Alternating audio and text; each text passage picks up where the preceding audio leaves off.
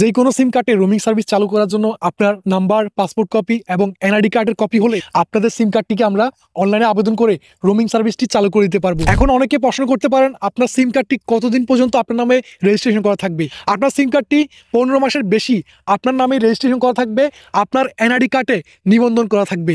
এই 15 মাসের মধ্যে আপনি যদি একবারও রিচার্জ করেন তাহলে কিন্তু আপনার সিম কার্ডটি আপনার নামে থেকে যাবে। হতে পারে আপনি প্রবাসে গিয়েছেন 1 বছর, 2 বছর অথবা এর চেয়ে অনেক বেশি, তাহলে কিন্তু আপনার সিম কার্ডটি অ্যাক্টিভ থাকতে পারে যদি আপনি কন্টিনিউ আপনার সিম কার্ডে রিচার্জ করেন। সিম কার্ড রোমিং করার জন্য কি কি লাগবে এই বিষয়ে তো আপনাদের একটা ক্লিয়ার ধারণা দিয়েছি। নাম্বার এবং পাসপোর্টের কপি। আপনার সিম কার্ডটি অন্য কারো নামে রেজিস্ট্রেশন করা থাকলেও সেই সিম কার্ডটি আপনার পাসপোর্ট দিয়ে আপনি নিজেই রোমিং করতে পারবেন। আপনার ব্যবহারকৃত সিম কার্ডটি আপনার নামে রেজিস্ট্রেশন না থাকলে, অন্য কারো নামে রেজিস্ট্রেশন থাকলেও সেই সিম কার্ডটিতে আপনি রোমিং সার্ভিস চালু করতে পারবেন। তবে শুধুমাত্র এয়ারটেলের ক্ষেত্রে নিজ মালিকানার পাসপোর্ট লাগবে। অর্থাৎ আপনি যদি এয়ারটেল সিমে রোমিং করতে চান সেক্ষেত্রে হচ্ছে যিনি মালিক ওনার পাসপোর্ট লাগবে এবং এনআইডি কার্ডের সাথে পাসপোর্টের ডেট অফ বার্থ, নাম সবকিছু ম্যাচ থাকতে হবে। এছাড়া কিন্তু কোনোভাবেই রোমিং সার্ভিসটি অ্যাক্টিভ করা যাবে না।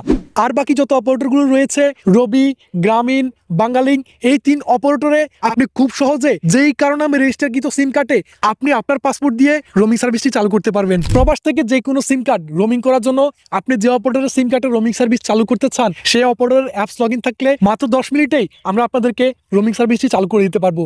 অ্যাপ লগ ইন না থাকলে 48 থেকে 72 ঘন্টা পর্যন্ত আপনাকে অপেক্ষা করতে হবে।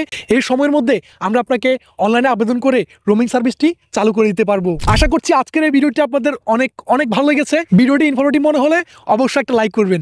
দেখাবো পরবর্তী কোনো ইনফরমেটিভ ভিডিওতে। সে পর্যন্ত সবার সুস্বাস্থ্য কামনা করে আমি আলমগীর হোসেন এখানে বিদায় নিচ্ছি। আল্লাহ হাফেজ।